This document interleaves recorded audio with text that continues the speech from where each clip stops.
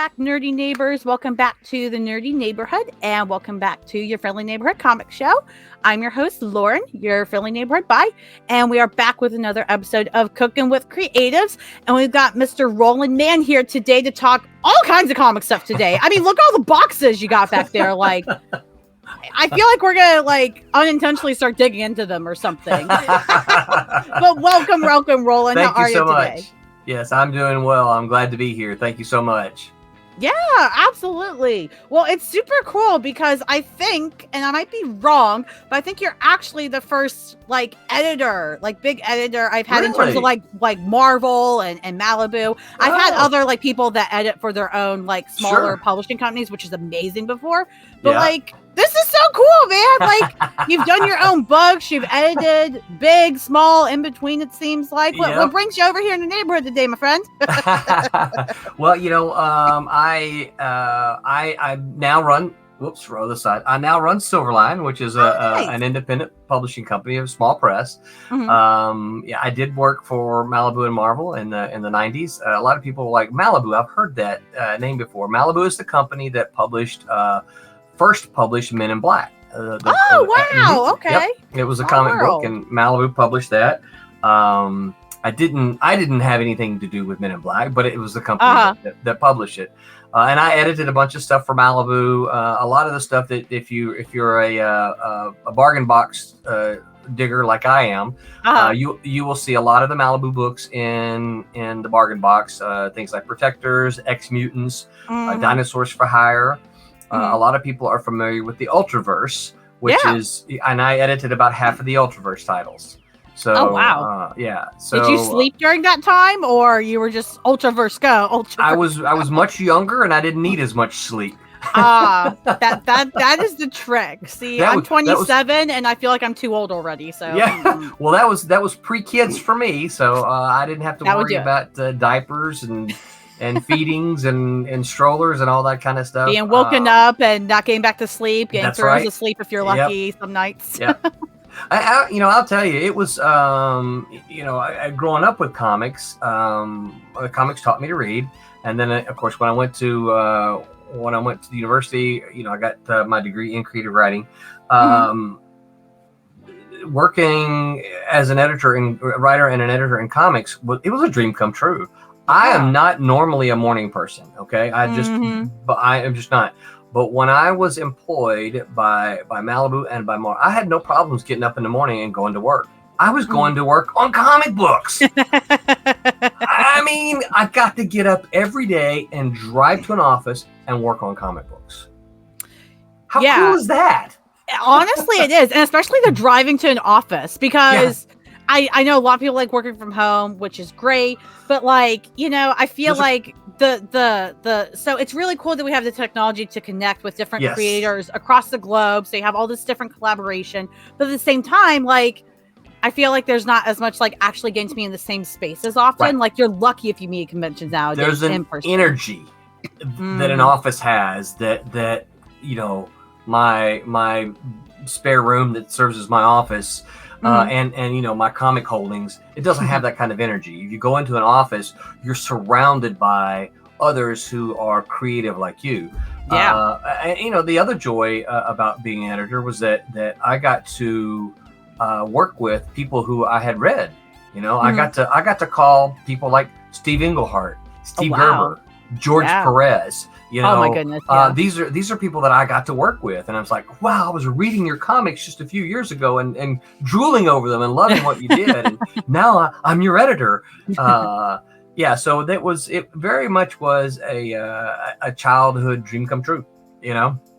Yeah, so it's always really cool to me because I feel like we talk to so many creators that are writers, artists, letterers, colorists, but I feel like we don't, as general people that consume these comics and buy them, and even people that really keep up with the industry, we don't get to hear what it's like being an editor and what that job really, really entails. So, editing books for people like George Perez and all these other people, what is it like editing these books when you're oh my gosh, this talent is just up to here, but also I need to do my job to, make sure their talent is, still authentic and still to the highest quality possible where it's in your purview to help? So there's no easy answer as far as dealing, because not every creator is the same. So working with George Perez was fantastic, because so George did, for one of the things he did for me is he did a wraparound cover. I don't think I have one handy. If you've ever seen Genesis 0, I don't have one here. I keep a box of stuff that I've worked on under my desk. He did a wraparound cover called Genesis 0. And what he did, he sent me a layout. And he said, here's what I want to do. Here are the characters that I want to use. Is this okay with you? And I'm sitting there thinking, George Perez is asking me if this is okay, right? He was a joy to work with. I did have a writer who shall not be named, but one that I worked with who was like, I know the way everything is supposed to go. You just make sure that what I want happens. And I'm like, well, that's not the way an editor-writer relationship works. Yes, but I've been writing comics for a lot longer than you have, and so I know what makes a comic book a hit. And I'm like, okay, I see we're going to have problems. Yeah. And then there's someone like Steve Gerber, who I think was probably one of the most brilliant writers I've ever had the opportunity to work with. The problem, and Steve was great, right? The way Steve Gerber would do things is he would call me and we would say, okay, in this issue, because I edited him for Sludge, right? In this issue, here's what I want to do with Sludge, blah, blah, blah. And he would talk it, and I would give him feedback. And what about this? Well, you can't do that, Steve, because this is going to happen, blah, blah, blah. You go, okay. All right. And now here's the deal. I'm taking notes, Steve is not taking notes. It is literally all in his head, right? Oh my gosh. But here, and he could write a beautiful script, right? But here's the problem, right? You talk about this and you say, okay, Steve, I need this by the end of next week, right? Next week rolls around, no script, right? You call him that day, I'm working on it. And then he proceeds to list off all the problems that he's had personally with different things. Steve was like a magnet for troubles. Okay. And so he proceeded, okay, Steve, well, I need some pages because we've got to, get them to the artist. And no pages the next day. Right. So you call him again and say, I'm going to do it right now. I can just, so you come in the next day and in the fax machine, there's pages 1, 2, and 3. Oh my goodness.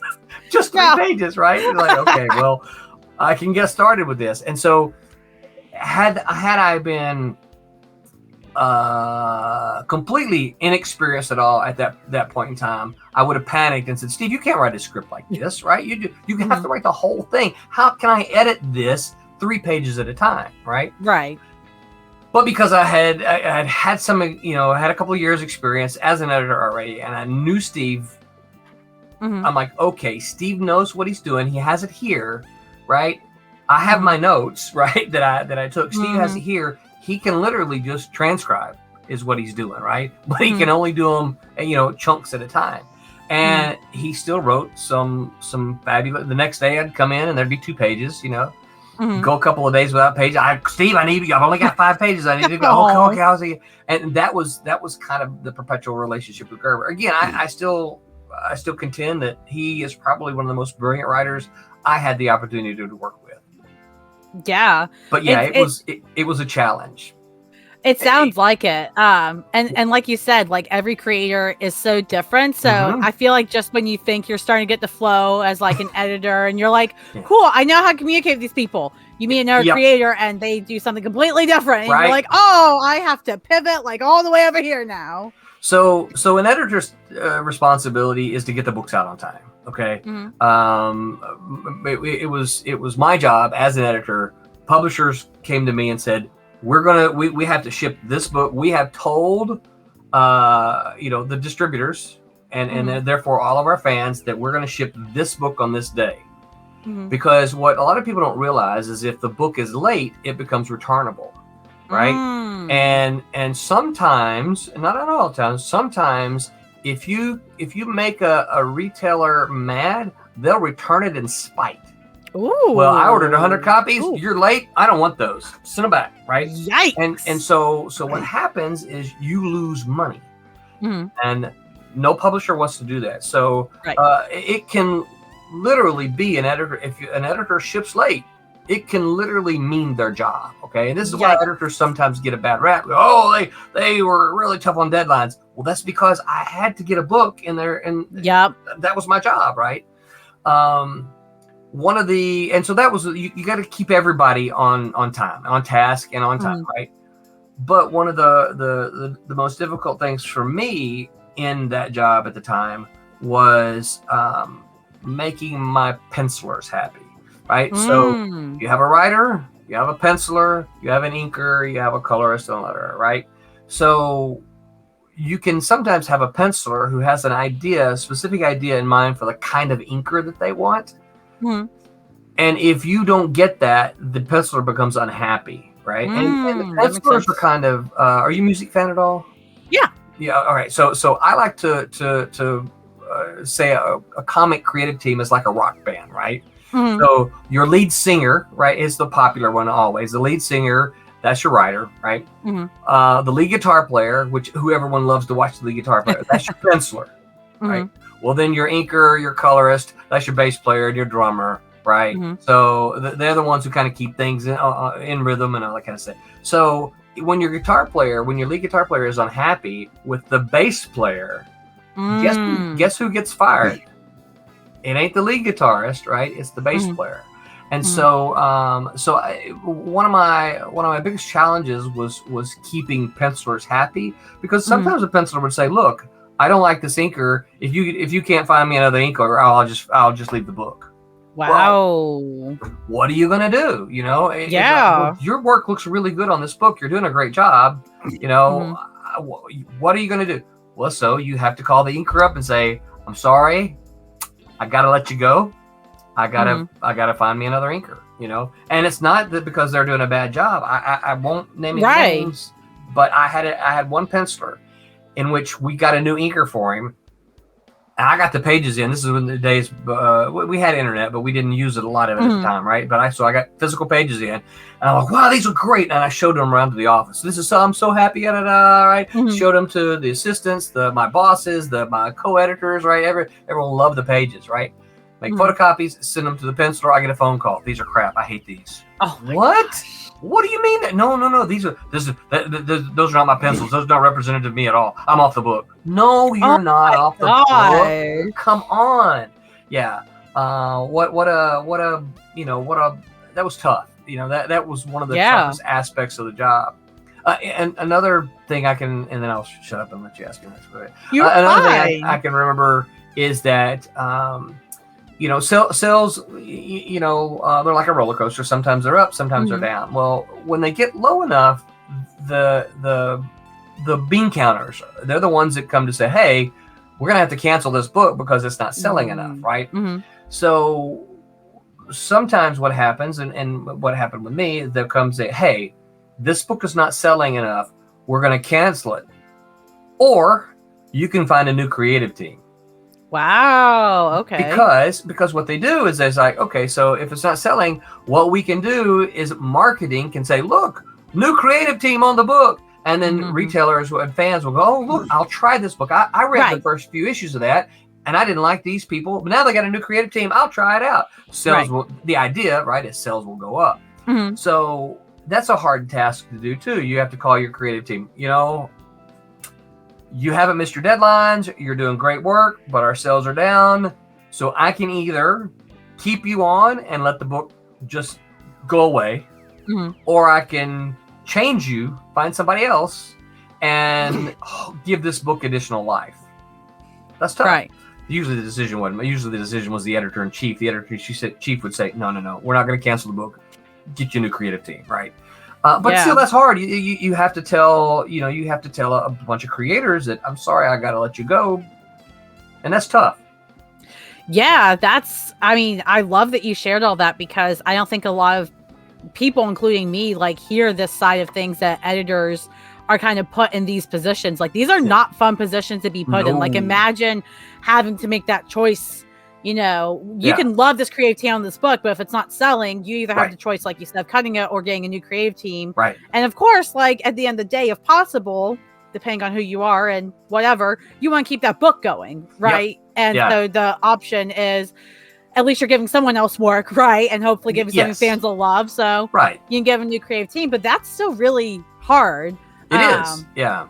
And I don't think you all as editors and former editors get enough credit for how hard those decisions are, especially, you know, like you said, editors can get a bad rap at times because it's like, well, they did this and they did this. It's like, you do realize that the editor's entire job is to A, make everyone happy, B, make sure the book gets out on time so that it can sell. Like you guys are half of the sales line, it sounds like, which is that's insane.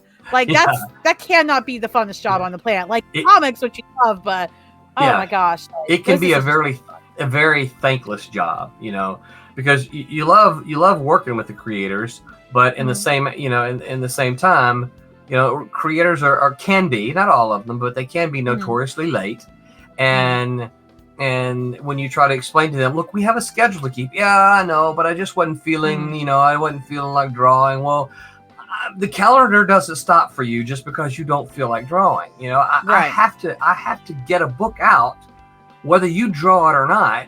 You know, I want you to draw it, but if you're not going to draw it, I have to do something, right? Yeah. And you know, I will say most creators get that. They're, I know, I'll kick it into gear. But there are some who feel like, well, you should stop the world for me because I can't, you know, I can't draw. You should just not ship a book. That's not the way it works. I'm sorry.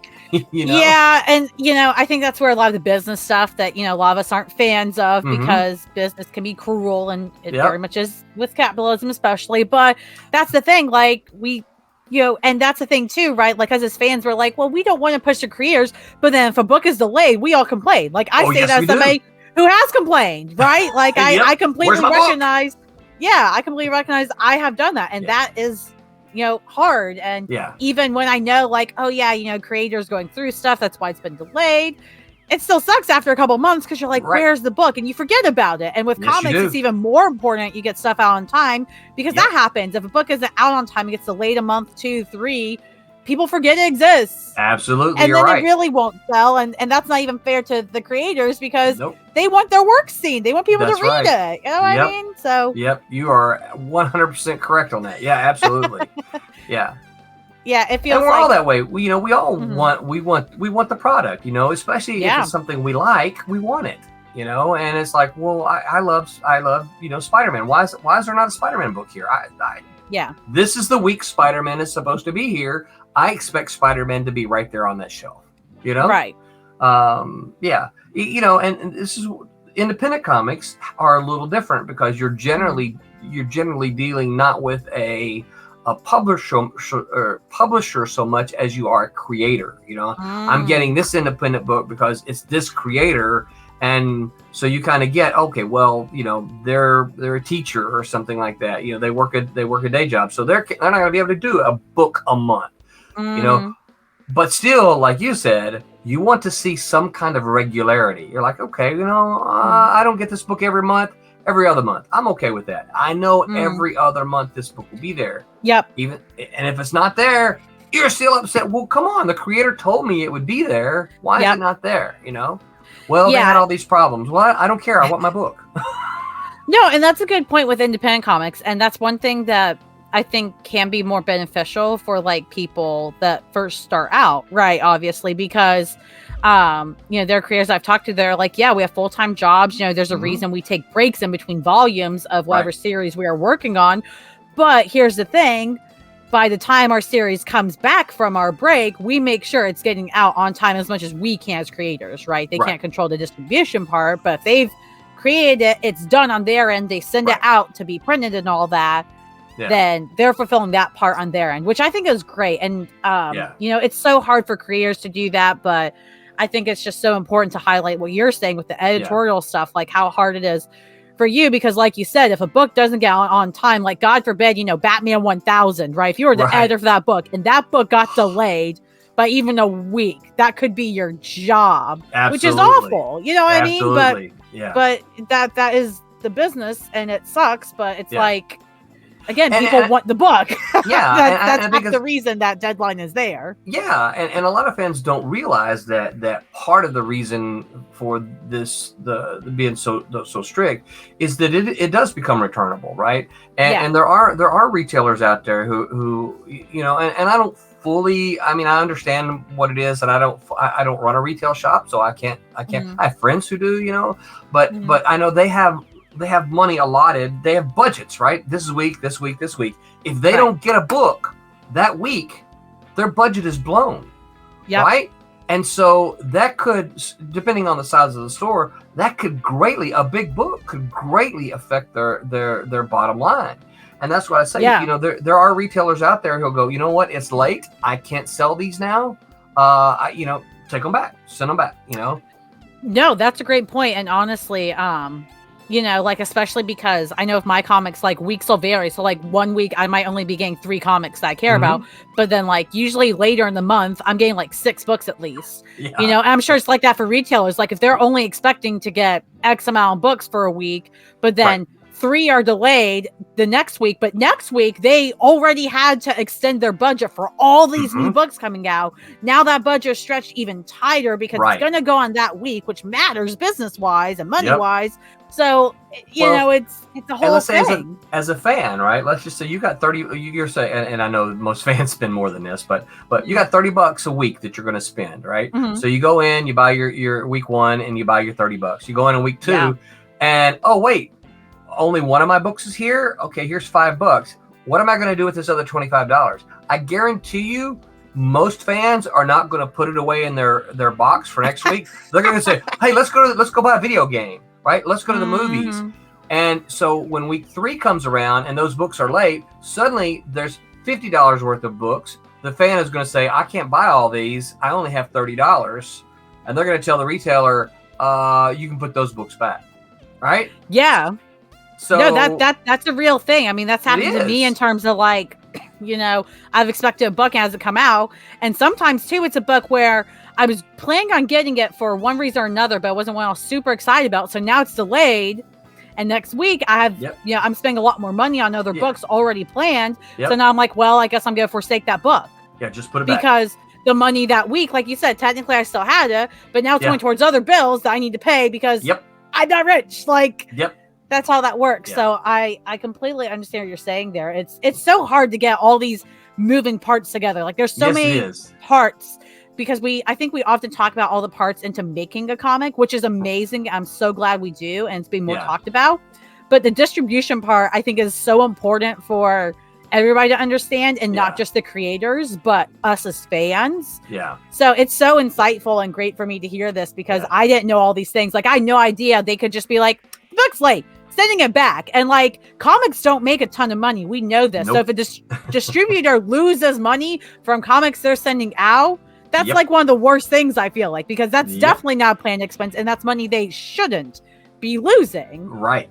Which is, you know, detrimental to, you know, making sure the industry doesn't, you know, go away, which thank God I think it's doing okay at least. Well, this is probably a totally a topic that you don't want to cover today, but I believe, you know, a lot of people talk about, what are all the problems of the industry and all that kind of thing.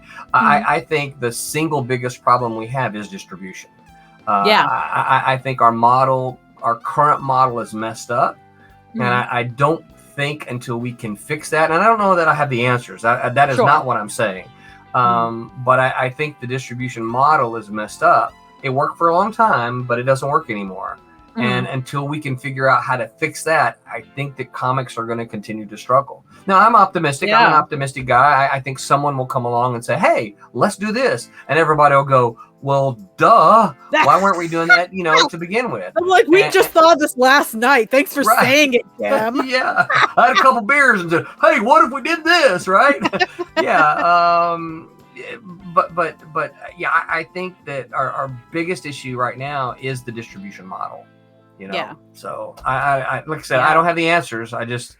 It seems to be that's where the problem is. No, and honestly, that's a great point. And I think that should be more talked about, right? Like how distribution affects comics all around, the fans, the creators, editors, things like that. And how it affects comic success, because you're absolutely right. Like at one point, comics were doing really, really well. Even for being comics, they were in a really great place. But I think you're right, especially with technology and digital versus physical and all these things. I think that's just left so many open-ended questions for distribution that nobody really knows the answers for. And I think honestly, half the reason is because people aren't willing to take the risk to do something different. Because again, comics already don't make enough money, quote.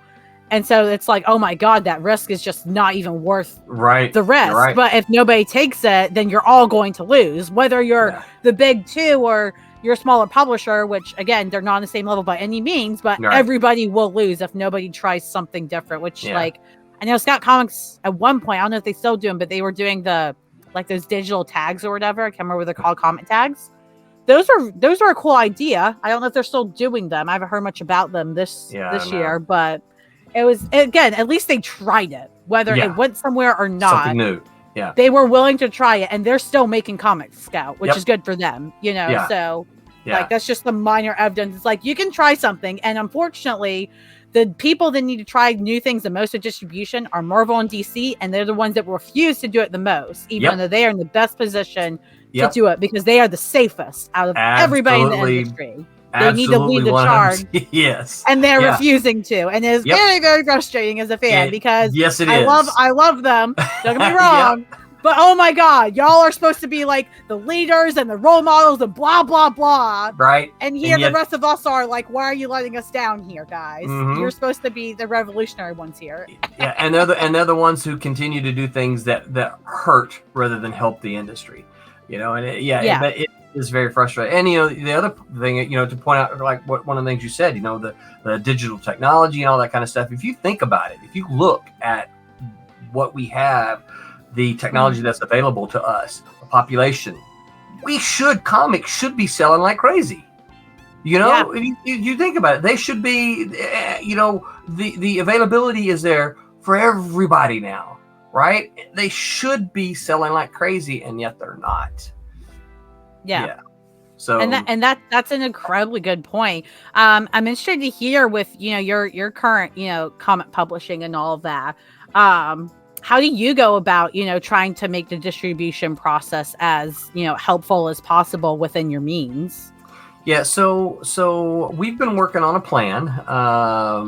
So and it kind of falls into line to all the stuff that we've been talking about, because I do believe that should you fail to deliver, even an independent book, if you fail to deliver, fans will forget you, retailers will forget you. And so what we've done is for the last several years, we've been kickstarting books. We've been running through. We got a Kickstarter live now for about another 6 days, I think.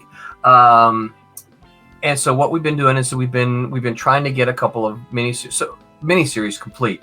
So our model is miniseries to trade, right? Because trades have the longer shelf life. And what we want to do is get a couple of them done, so that what we can do is go to the traditional distribution model and say, okay, month 1, book 1, month 2, issue 2, month 3, issue 3, month 4, issue 4, month 5, issue 1 of a new miniseries, right? And just every month, but every month have a new book on the shelves. After the end, when you're done, wait a little bit, but then there's a trade. So you can get if you missed the comic, now you can get the trade, and make sure that happens every single month. We've got 2 completed miniseries now. So in my mind, I'm thinking, okay, 2 completed miniseries, that's 10 months, right? Because I've got issues 1, 2, 3, 4, 1, 2, 3, 4, trade, right? That's 10 months. I think I would like to complete one more before actually going to someplace like Diamond, because then that gives me a year in which I can work on completing some of the other series that we have, right? And then hopefully we then find ourselves in a place that we're perpetually doing new stuff and having new issues out. That makes a lot of sense, and it sounds like you're trying to be as smart as you can.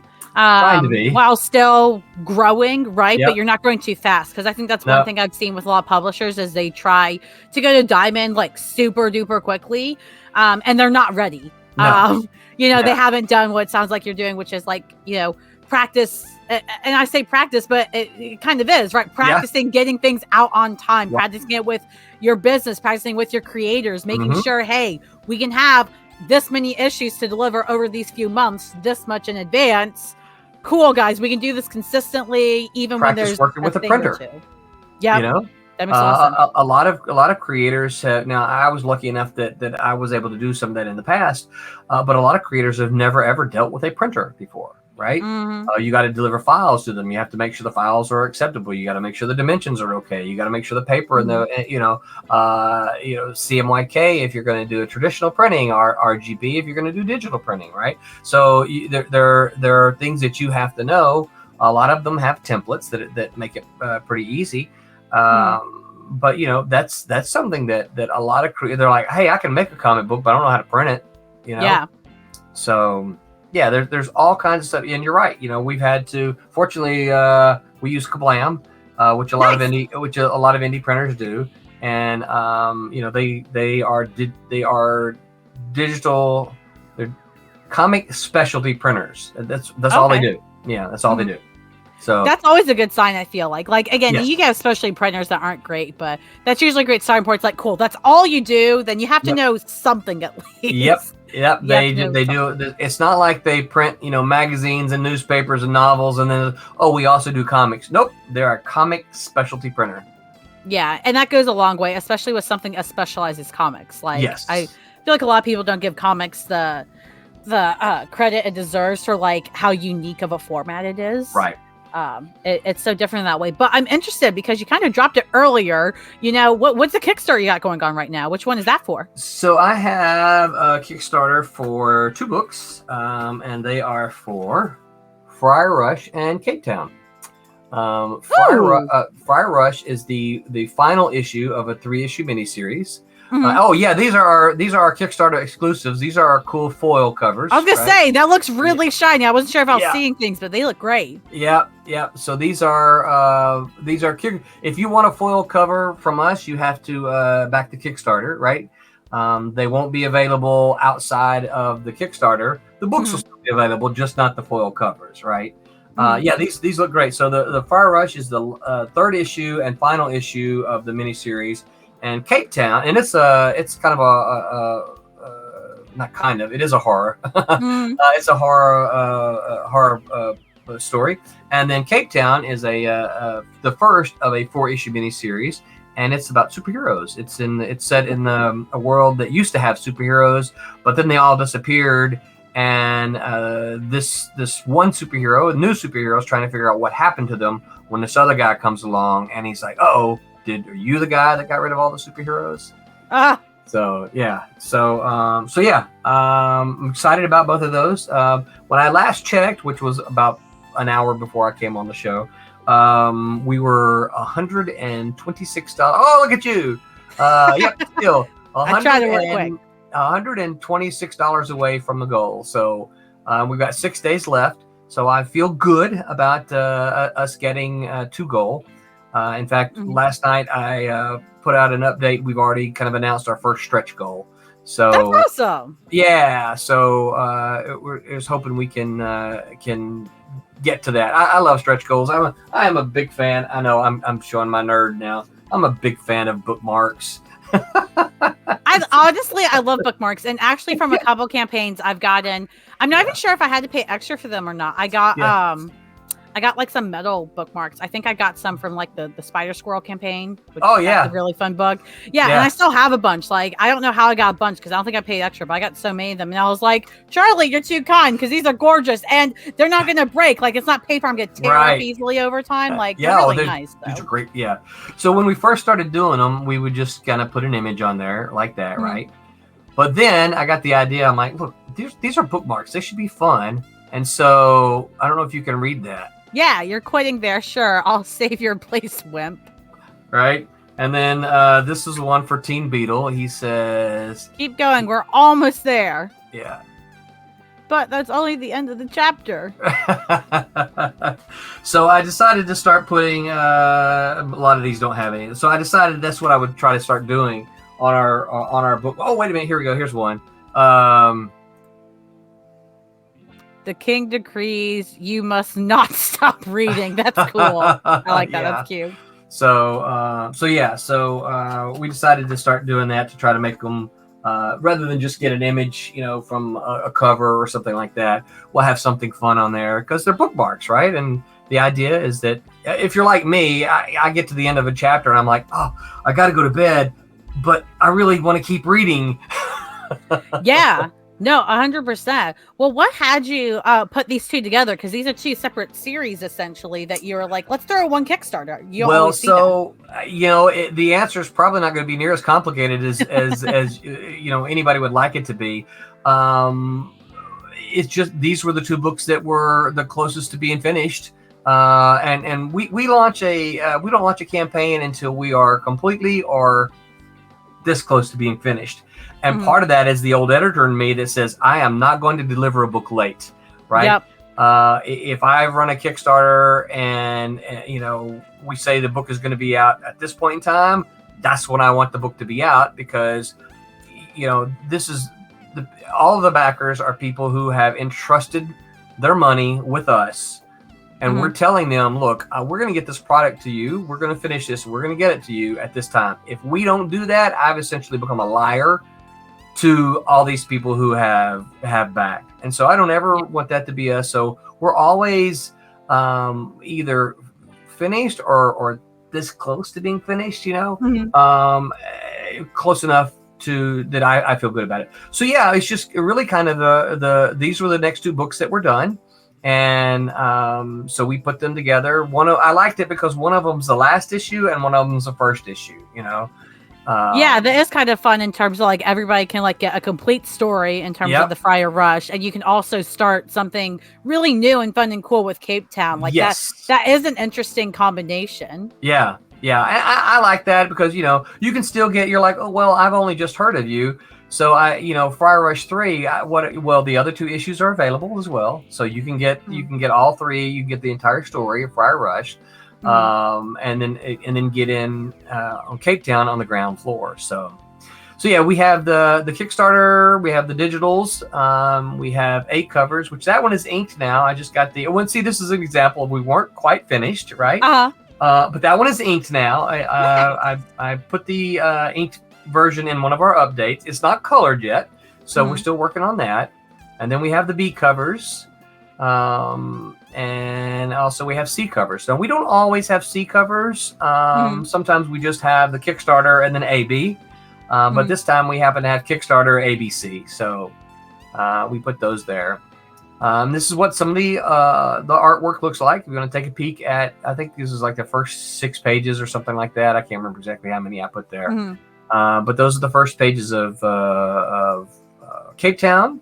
And then the first few pages of Friar Rush. So that's what the interiors look like. And then we have, as everybody does now, we have add-ons. That's just a little video how to do them. A lot of people are like, how do you do add-ons? Right. Right. Yeah. And so all that right there, if you back up just a little bit, that right there, we have all kinds of original art that's available as an add-on. All of that art, there's a link there that takes you to a Flickr account so that you can see the images bigger. But all of that artwork is available as an add-on to, and it's original art, so it's only one of a kind, right? So if you're a fan of original art, this is a great opportunity to pick up some original art.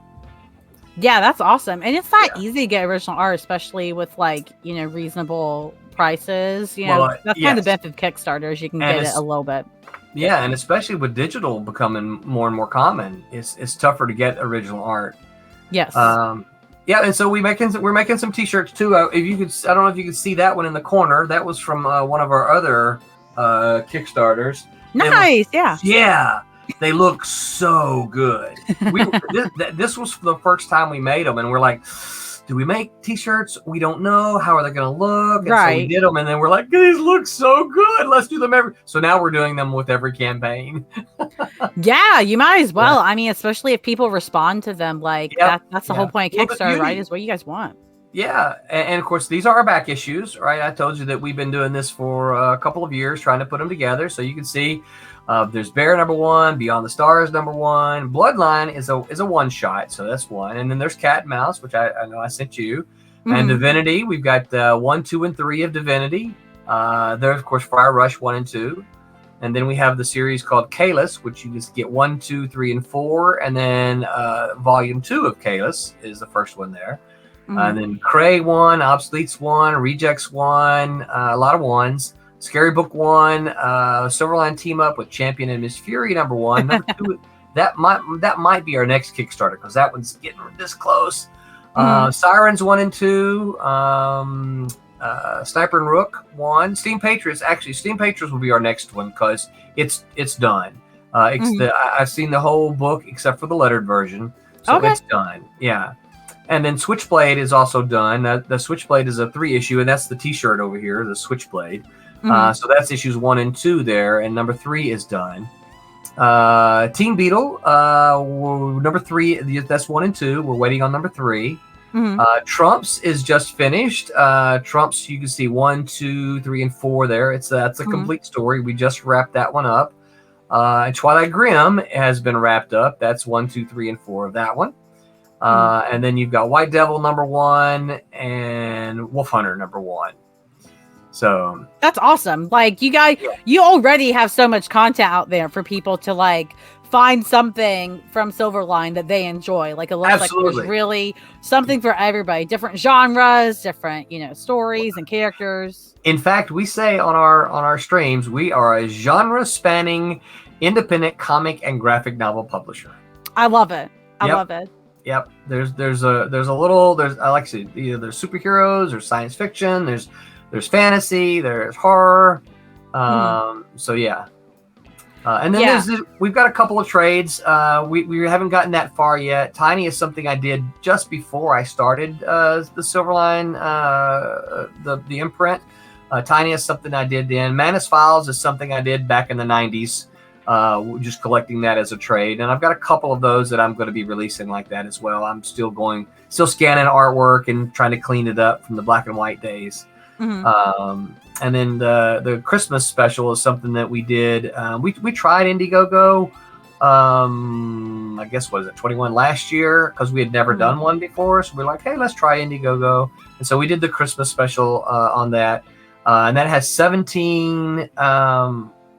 That has 17 6-page stories in it, all of them with featuring characters from the comics there. Nice. So yeah. The Christmas special is the debut of a couple of them too. So they have their first life in the Christmas special. So there you go, first appearance, people. There you go. Yep. There's a key for you need. That's right. There's a key. Well, this is awesome. Like you can pretty much get anything from, you guys at Silverline on this campaign, which is really, really cool. Cause you don't always see that, like you'll often see like for Fire Rush, it has 3 issues. So you can get all 3 of those, but you can't always get like an entire backlog of something, Yeah. Yeah. Well, it's pretty cool because, whenever we finish a campaign without fail, since we started doing it, I should say. Now, when our first campaigns did not, because it was because Kickstarter didn't offer add-ons when I first started doing it. Okay, now, I guess they've been about a year and a half, 2 years, something like that now. But since we have the ability to do add-ons, every single campaign we've had anywhere from 20 to 50 issues added as add-ons. Wow. Yeah, that's a lot of extra work you put into that too. So like thank you for taking all that time, because I know it's not as easy as like some of us as fans think like, oh cool, like there's a whole backlog. Great. They no, it's not easy. Like 2 minutes. I have these big Excel spreadsheets on my kitchen table when this person wanted this and this and they wanted this one and this one. Okay, I got to make sure I have that one and the right label there. Yeah, it's not easy, but I will say this, I'm a comic reader, I'm a comic fan, I'm a comic writer. I don't mind doing it because I really just want people to read our comics. You know?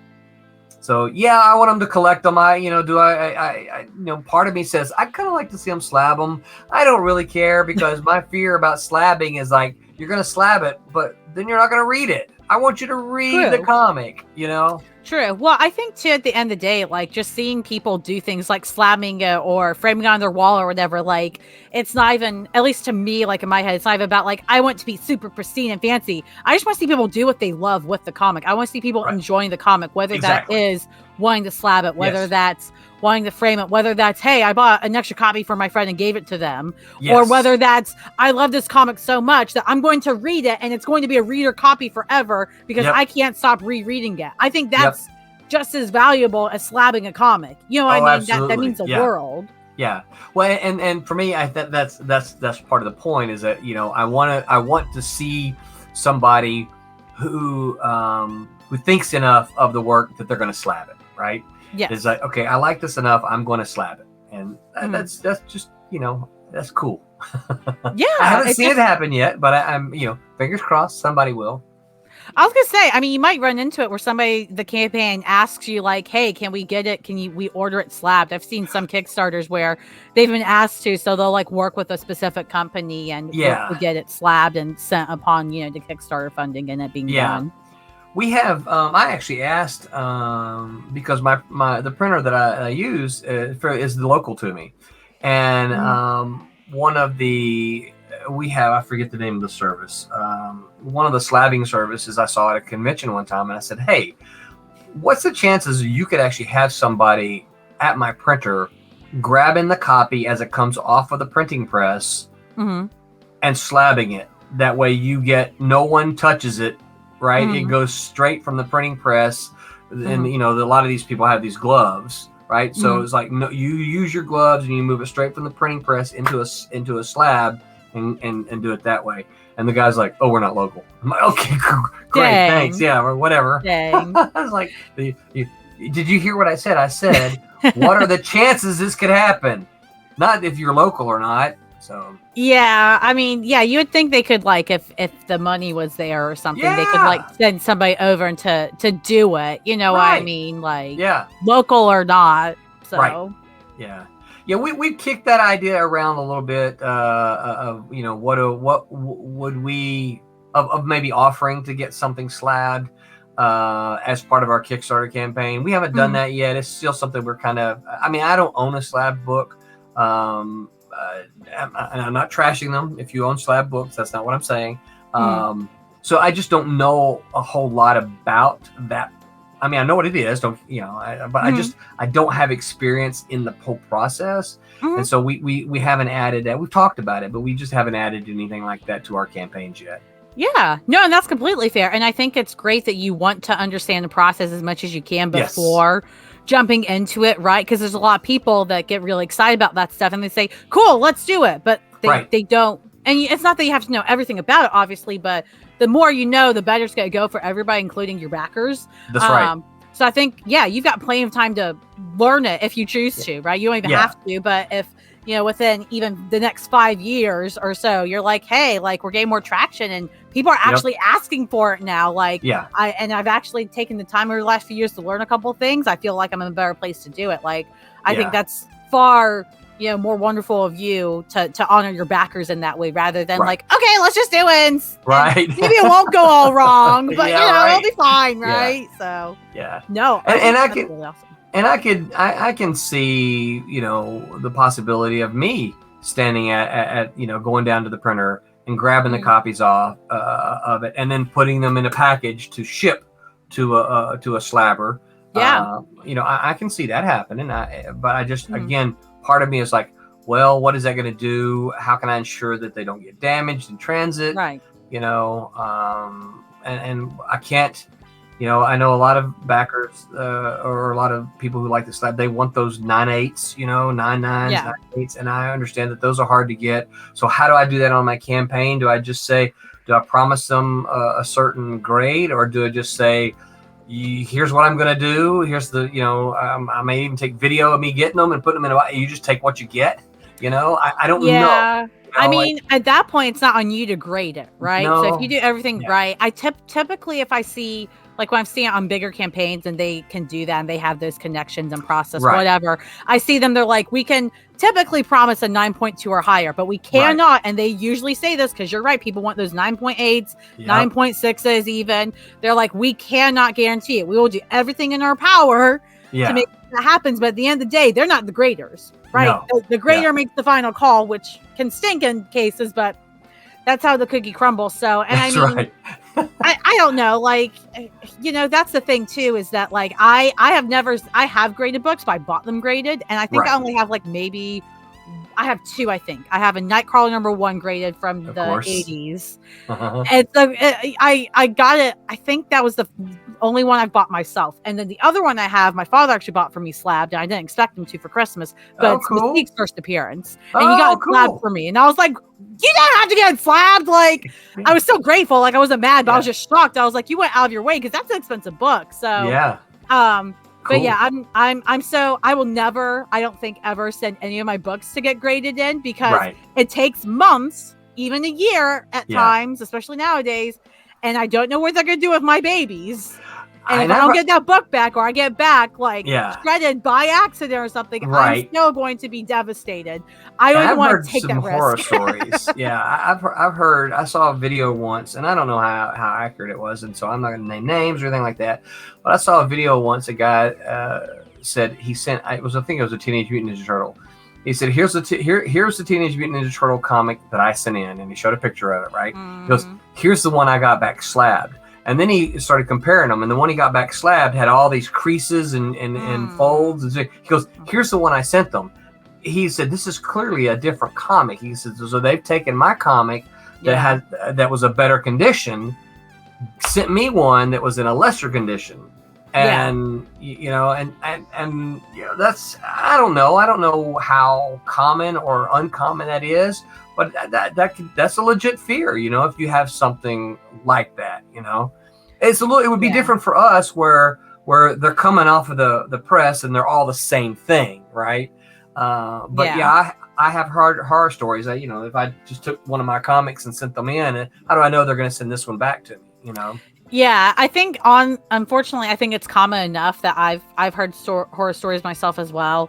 But at the same time, it's people still go see them to get slabbed. Like the slabbing industry hasn't stopped, right? Oh, no. Because there are plenty of people that get things back in good condition, which is great, and they get you know, decent gradings and things like that. So I mean, they do look cool, you know, in the slab. They're like, that looks cool, you know. Yeah, I mean, it's pretty and all that, but yeah, I'm very much like, if you're reading comics, I would rather you have really beat up reader copies of a comic you loved reading when you were younger, or even nowadays you still love. Like, you can be 56 and have a reader copy of something you really loved now. Yep. And that's just as valuable and important. Like, absolutely. You know, to me, at least sentimentally, I'm a sentimental person. So yeah, I could be making, like, it's like I could be making money doing these things and charging, but I don't do that because that's not the point of why I do it. Same thing with comics. Like, if I get a slab comic like that Mystique first appearance I got from my father, I'm gonna be hella grateful and think it's cool. Of course. But I don't necessarily go searching out for slabs. Yeah. But again, like you said, to each their own. Like, if people want slabs, there's absolutely nothing wrong with that. Enjoy your slabs. So I think it's cool that you're open to it, at least, even though you don't know much about it. And you're like, it's not my thing. You're still like, hey, if people get interested, I'm in. Like, I'll find a way to do it, and we'll do the best we can. Absolutely, yeah. And like I said, you know, we haven't closed it off. I'm not sure how to make it happen, and I'm not sure. To be honest with you, I'm not sure that there's enough interest in the people that back our campaigns. But I think if there was, then I would certainly, you know, all right. Well, how can I make this happen? What can I do to try to, you know, and slabbing is expensive. So, you know, you got to pass that. I mean, a Kickstarter, the whole point is to, you know, raise funds, right? So how do I pass off the slabbing cost to the, you know, customer in the Kickstarter and make sure that, you know, they get what they want and we're not losing money on it. So, yeah, you know, again, we may do it. I haven't written that off, but I just haven't figured out all the working parts for that yet. Yeah, no, that makes a ton of sense. And I think just your willingness and, you know, the drive you have to be like, let me get this to people and, you know, just share the comic out there. I think it's really amazing. And it's got 6 days left as we're recording this. That's right. Yeah. So it's going to be out soon. If I can find this link in like 2 minutes while Roland's talking, it's going to be in the description. You guys already know. You didn't click like 5 times and you've backed a, you know, 2 great books, possibly more, depending on how many issues you get. Right. Which is amazing. And you just had to click 5 times, guys. Like, it's the easiest way you can support creators is just Kickstarters and clicking a couple times. Absolutely. You don't even have to call a shop or anything. They do all the work for you, which that's right. Kudos to you for you know, being willing to do it. Because I know there's a lot of reasons people do Kickstarters to make things easier in some ways, but it's hard as hell in other ways. Yeah. Oh yeah. Yeah. It's you know, it's tough because you kind of always have to be on, you know, when you're running a campaign. But you know, it's also another way to try to keep yourself in front of, you know, folks, you know, to continue to run new campaigns and get books out, you know.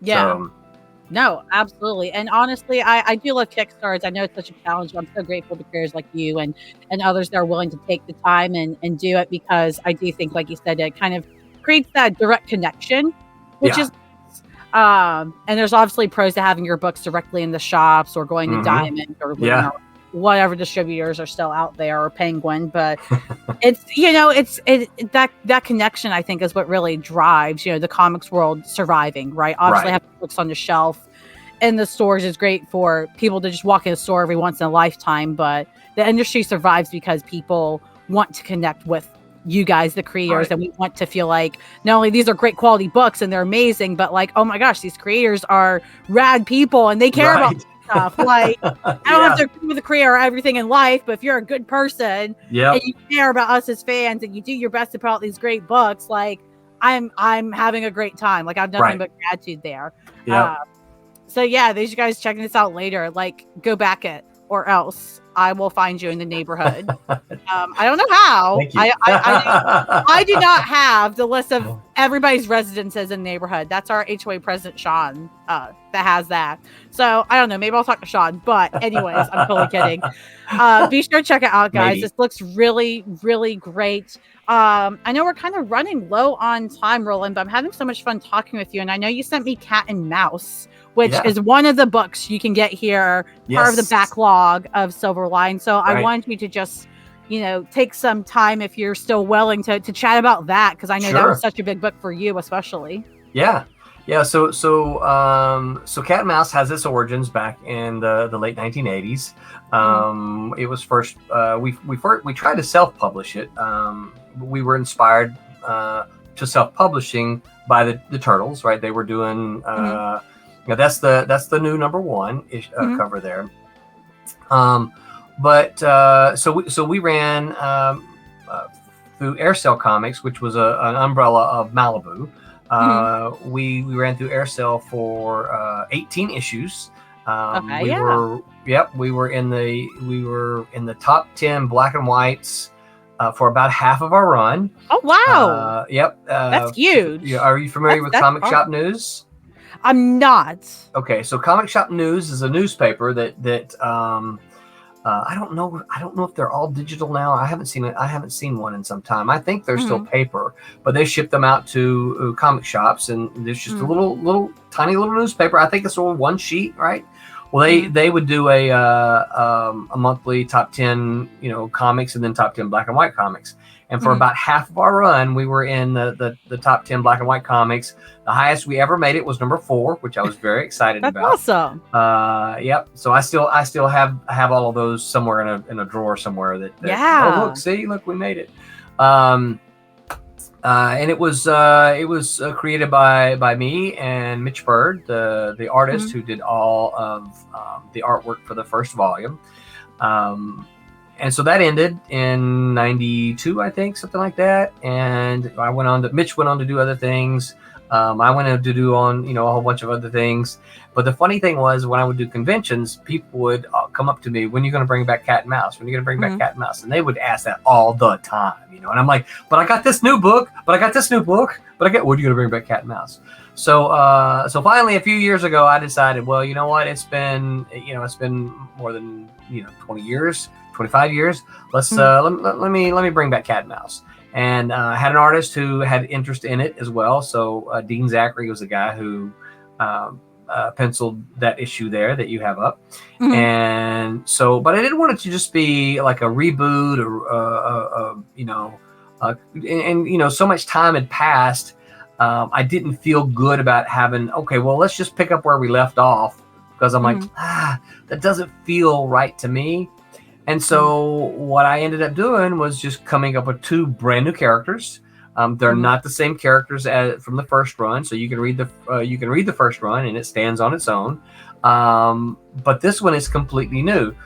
And part of the reason I did that was because I didn't want anybody to think, well, I didn't read any of the first issues, so I'm not going to buy this one because I don't know what I was coming in the middle of a run. This is not issue 19. And so brand new. This is their origin story. It's a 4-issue miniseries, and this is telling the origin story of this cat and mouse. Like I said, they are completely different. In fact, their mission is different. The cat and mouse from the first volume were more about fighting organized crime in New Orleans. This cat and mouse, their mission is to fight human trafficking in New Orleans, which is kind of a personal thing that I'm passionate about. And so that's their task. They take on human trafficking, and it's going to take all kind of different forms, So the cool thing to me, is we are currently finishing up issue number 4, but I've already got a new number 1 finished. Wow, you are just like moving at all times. So when we finish this one, I'll have another mini series that I will launch after this one. And in fact, I just talked to an artist last week who said he wanted to draw a mini series, and he likes cat and mouse. So I'm writing another mini series for this guy. That's awesome. So, yeah. And if you were a reader of the original Cat and Mouse, you're going to see a lot of familiar faces. Cat and Mouse are different, but a lot of the secondary characters are the same. And so there's going to be some Easter eggs, I guess you could call them, that are kind of nods. It's like, okay, I read the original series. If you didn't read it, you won't know, but you'll say, "Aha! I know who that is." Right? I recognize that one. Yeah. Oh, yeah. That's Indie Planet. Yeah, you can also get Cat and Mouse from Indie Planet, and I think you have the first couple of pages there. Or if you, I think if you scroll down a little bit, and I think they show you the first 3 pages or something like that. Yeah, there you go. Yeah, you can switch them. Yep. So. Yeah, that's really cool. I've never heard of Indie Planet before. This looks like a really nice platform. Yeah. No, I mean, it's all independent comics, and I like it. There's a bunch of free ones on there as well, So if you want to get in and sample, a bunch of comics, you can. We've kind of talked about putting some of ours, Silverlines, on for free. But one of the things we absolutely decided is let's wait until we get some other issues, so that we can give them the first one for free, and then that way, if they like it, there is something else for them to buy. Yeah, that makes a ton of sense. Yeah, I think too, especially for indie comics, having free issues or what have you, is super important, or even just discounted stuff. Because I know even Image, I consider technically part of the big 3 because they're such a huge indie publisher. Yeah, but with their trades, they do the $10 trades for the first volume of everything they do, which I think trades should just be that, but that's because I'm broke. I know they need to make money, so I get it, but I appreciate they do that. So I think, especially for, smaller publishers, having an issue to the first 3 issues, depending on how big your series is, obviously free, right? Really helps get people invested and be like, oh yeah, I want to buy more. This is absolutely worth my money, because I feel like it's half battle with comics. It's not even just that we're all broke, right? But it's that like we're very selective about how we spend our money, because we want to make sure we, it's worth the investment, for lack of a better way. Absolutely. Because like you said, I think maybe you said this when we were talking before we even started recording today, but there's so much to choose from in comics, which is amazing, but it's also kind of overwhelming, because you want to try something and then it's not what you hoped for or expected or wanted, which isn't always bad. But then, it's like crud, like how do I find the thing I want? So being able to get a taste is really cool. And you're absolutely right. And that is one of the good, if you're a comic book fan, that is one of the good things about today, is that regardless of what your interests are, there's a comic out there for you. Now, clearly, if you're a superhero fan, that's going to be really easy to find. Right. I think if you're a horror fan, that's going to be pretty easy to find.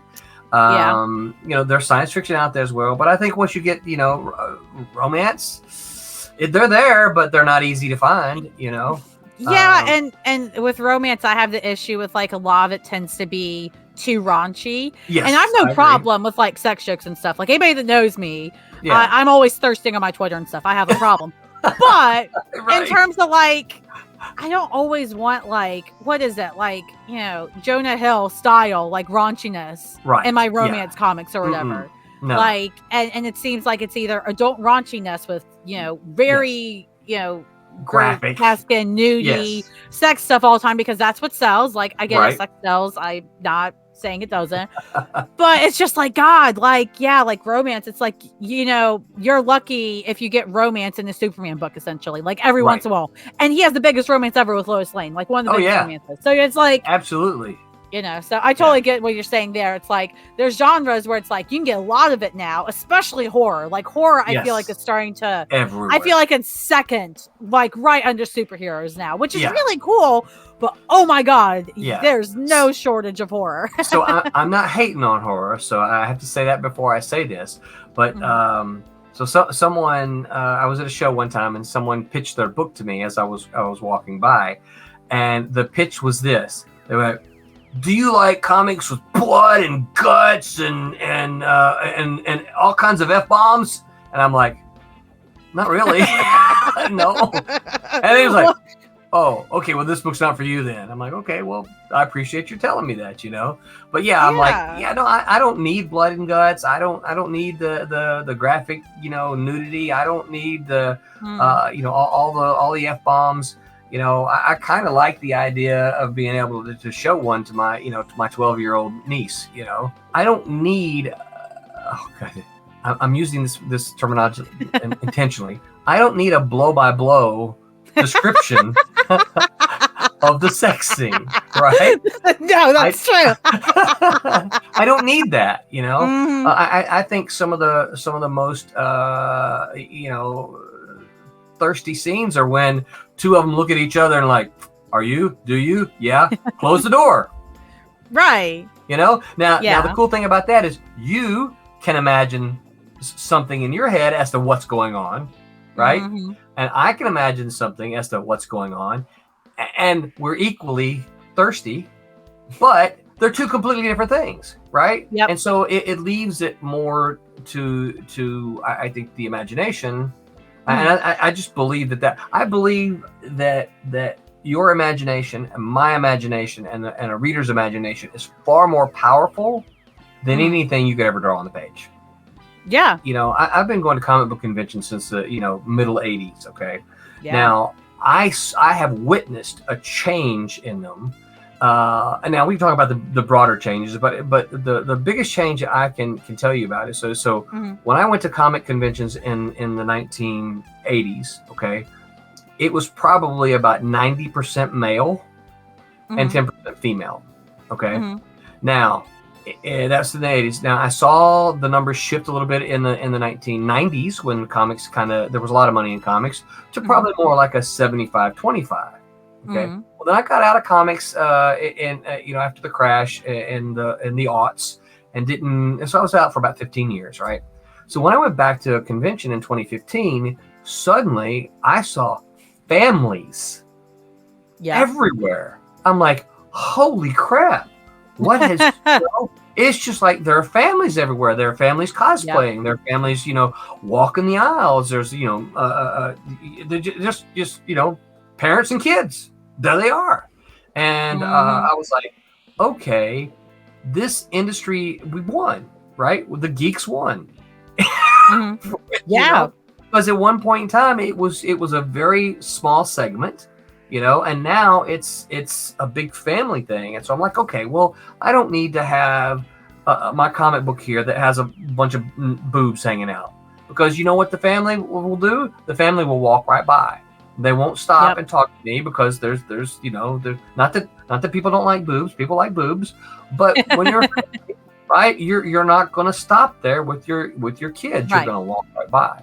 And that's, I noticed that, and I said, you know what, I find it very cool, because I think I love to see families nerding out, Yeah, no, I completely agree. And I think a lot of people haven't picked up on that, or some people are like, oh, more families and kids stuff. Nobody wants that. And it's like, you guys, like you said, like, we won, the industry won, but we're acting like it's a bad thing sometimes, or we're not recognizing that that's the audience now, right? Yeah. Like, and there's still a place for adult things. There's still a place absolutely for all those things, but like, and there always will be. Yeah. And the thing that frustrates me is when you see somebody say, okay, I've got an all ages comic, and then you see the next person say, oh, well, I don't read comics for kids.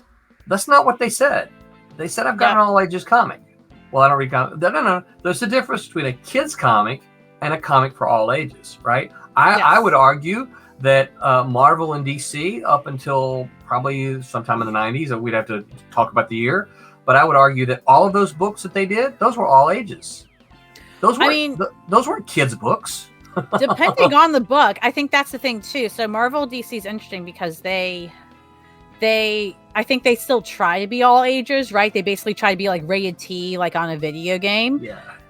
But there are times they cross that line. Yeah. But it's very blurred. And so sometimes I enjoy it because again, I'm an adult. But sometimes I'm like, this is great. Like, there's an X-Men limited series recently called X-Terminators that heavily cross those lines. Really? I would not give that to a 10-year-old child to read. Right. Even though I'm like, I would give it to them to read at like 18, even maybe 16, but not 10. But heavily crossed that line, and they knew they were doing it. But here's the thing, they also marked it. They said this is still for mature audiences, even though I wouldn't classify it as a rated R book by any measure, but they heavily crossed those lines. So I think, I don't know. I think more people need to realize that. I don't think a lot of people realize that Marvel and DC are all ages books. They literally are, unless otherwise stated. and part of the problem is, and I don't think, I think it's hard to, I would have known this earlier. So I say this with hindsight, right? Part of the problem is if you're not a parent, it's hard to understand branding. Okay. So you and I are nerds. We know, because we know. Okay. Oh, look, there's that comic book. Ooh, don't give that to Junior, right? You can give that one there. You can give this. What'd you say? It was X-Men, you say? Mm-hmm. Okay. You can give that X-Men book to Junior, but not that X-Men book. Okay. Mm-hmm. The problem with this is when a parent who is not informed, right, as you and I are, sees that X-Men book, guess what? All X-Men books are out of bounds. Yep. Because that's the way branding works. Is it a parent who and as much as we like to say that's not the case, comic books are a very small medium. It's always been. We like to think it's a lot because of the movies. We like to say, oh, it's bigger. No. It's still a very niche market. And the problem is most people aren't aware of what the content is. So when mom or dad picks up a comic book, it's like, ooh, no, Junior can't have this. What is it? That's a Marvel comic? Oh no, you can't have any of these comics. Let's go look for Daffy Duck.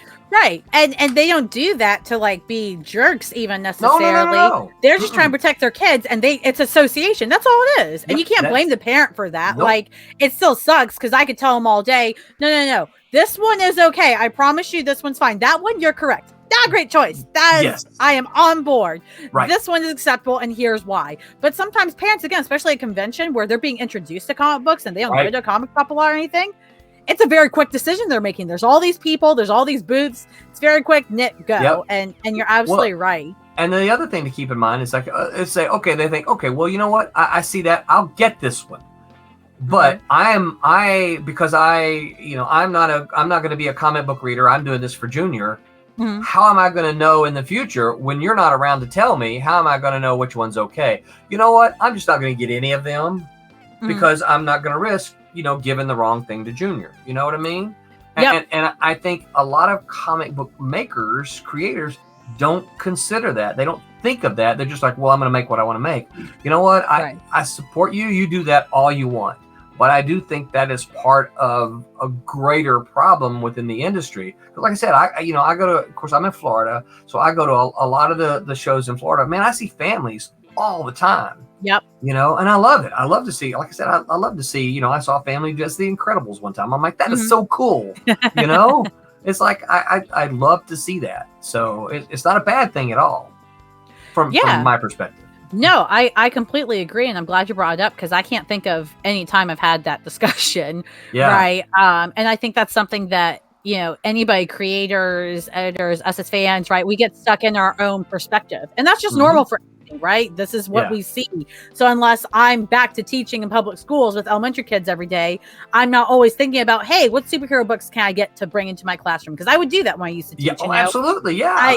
I knew kids liked superheroes. I had a kid in one of my classes. His favorite was The Flash. He watched the CW show and everything. Yeah. And he loved him. So I wanted to bring that to the classroom, but I had to make sure, again, like you said, it was stuff. And even though I'm not the parent, I am the teacher, so I have to have that censorship hat on.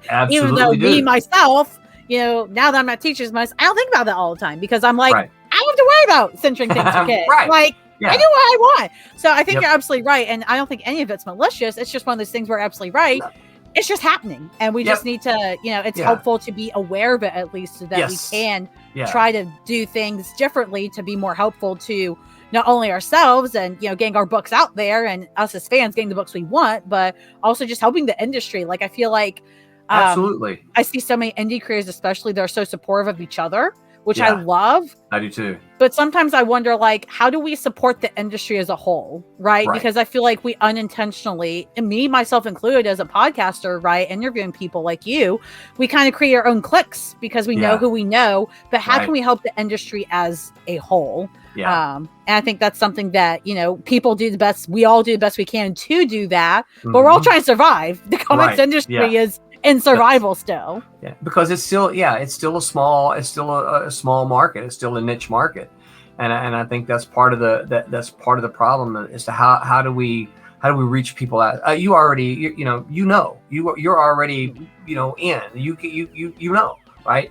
But how do you reach those people that don't know? How do you convince them that there are some cool comics that they would probably like? If hey, what do you like? Let me help you find that cool comic.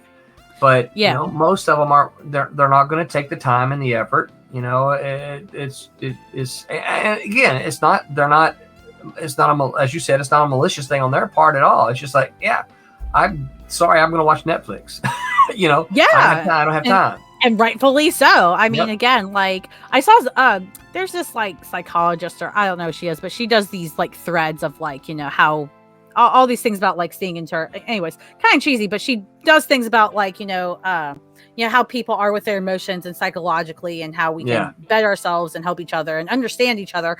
And so I saw something that really stuck with me, which was where she said that when we're in survival, we can and often do lose our ability to have empathy, or we lose a lot of our empathy and it's not because we become terrible people or anything. It's because we're in our survival. All our energy goes just to surviving and just to doing what we can, right? I can see that. Absolutely. Yeah. And so it's not even that we stop caring about the industry or are there indie careers. Again, I see so many indie careers always lifting each other up, even while they're surviving, which is an astounding thing of its own, right? So many indie creators still have empathy even while they're surviving. Right. But a lot of times we can lose the greater empathy and things like that too, because we just don't have the capacity for it. Right. And that's nobody's fault. Yeah. It just is. It just is. Yeah. It just is. Yeah. Yep. And you know, that explanation is tough for a lot of people because a lot of people are like, well, no, I need more. Well, it just is. That's just the way it is. Well, I don't like it. Well, you ain't got to like it. It just is. Right. And honestly, I think, you know, it's that black and white mindset where it's like something is either this or this. And so being able to say, you know what, there's all these things that we recognize in the industry and with creating and things like that need to change, and we want to change, and we're doing the best we can. But also at the same time, it also is what it is. It is like what both it those is. things can be true. They are not separate statements. Absolutely. And I think a lot of people treat them as such. And that also creates more problems that we're trying to figure out how to fix. But also, it is what it is. Yeah, it's like, you know, I hear people, you know, hate on digital some. And I'm like, you know, I don't read. I mean, clearly I like paper, right? But I'm not going to hate on digital because it's here. You know, we're not going to stop it. You can say that digital blah blah blah. Well, okay, fine, but stop hating on it and figure out what can you do. You know, because one of the chief complaints about digital is like, well, you can't make any money with digital, and I get that. I hear that, and you know, most of the statistics prove that. But instead of whining about it all the time and complaining about it, say, all right, well, what can we do to let's keep making comics, right? But what can we do? Do I have any ideas that can help, you know, make digital make money? Well, I don't have any right off the top of my head, but instead of complaining about it, why don't I spend a little time, you know, all the time that I would have spent complaining, let me spend thinking about solutions, you know?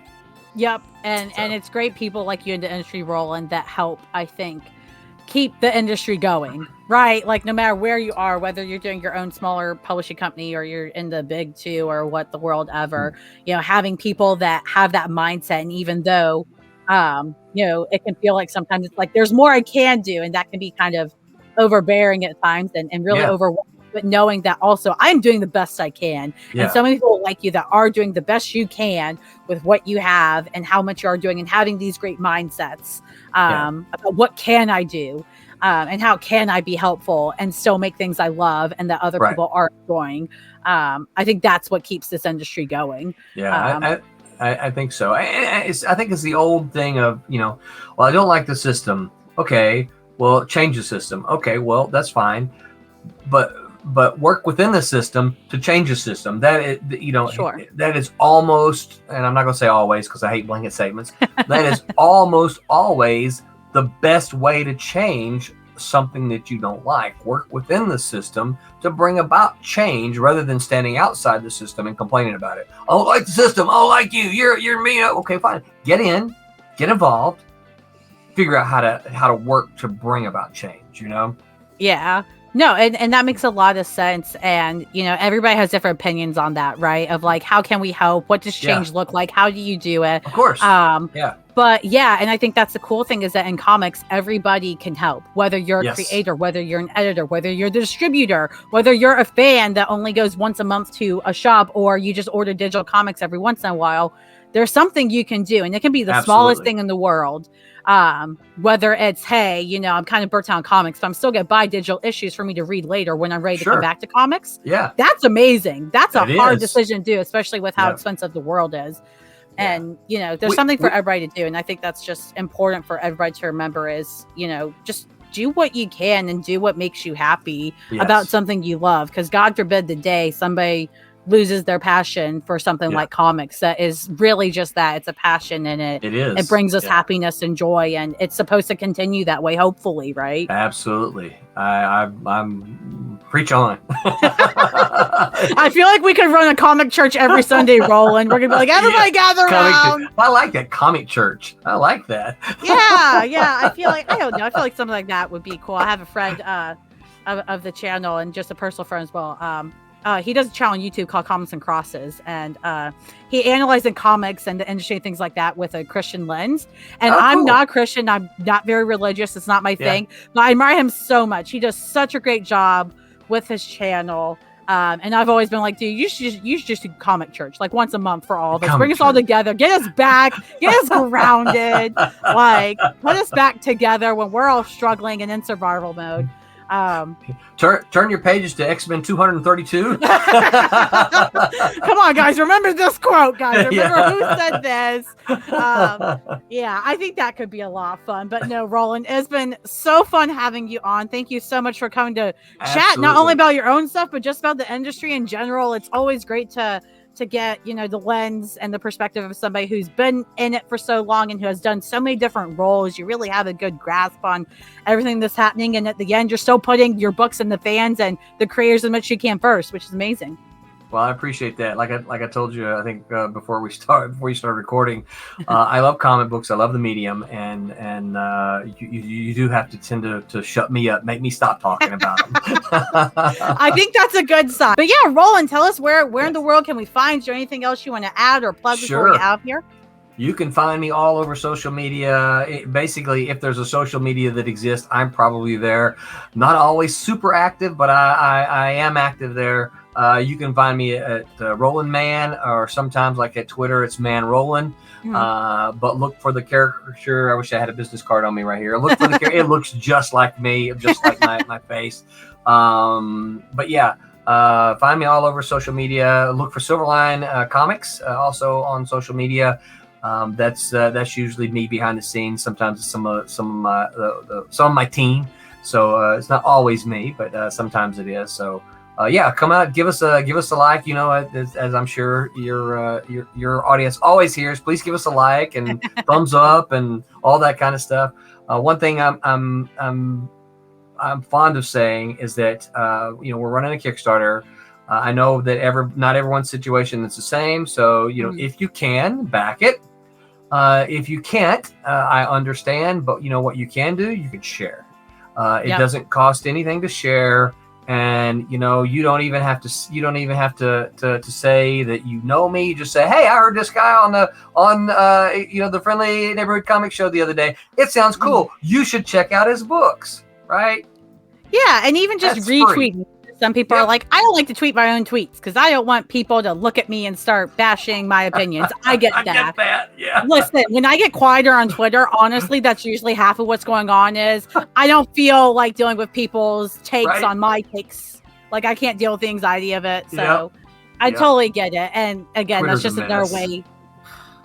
You know, here's the thing. Twitter is the best because Twitter is what really got me back into comics. I said a mess. Oh, a mess?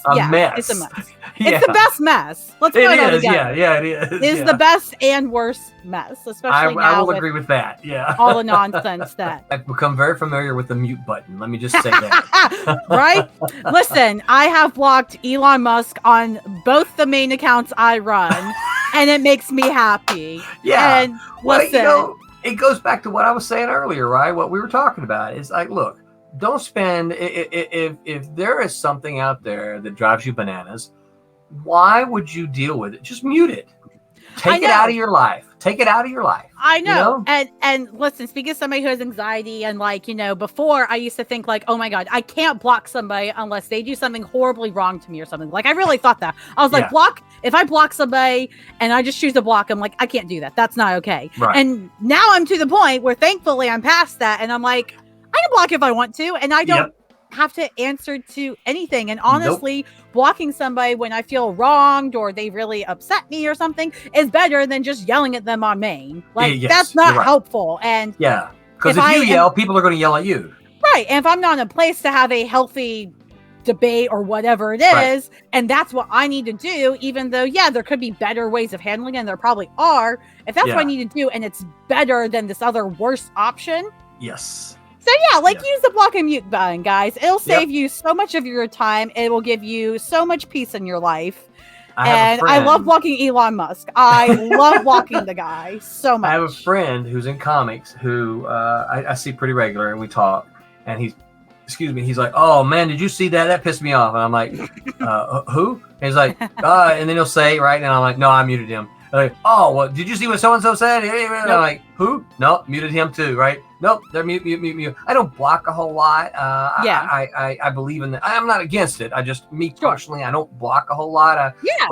button. But my mute powers are That's your next superhero. Something to do with the muting powers. There you go. You heard it here first, guys. Nobody can steal that from Roland. You're silent. I was gonna say that's Roland's idea. You can't use that unless Roland says you can. That's his first. I'm giving that to him. But yeah, no, honestly, the mute button's my favorite button because, like you said, like even if I don't feel the need to block him, I block Elon Musk because he's a billionaire. I don't care.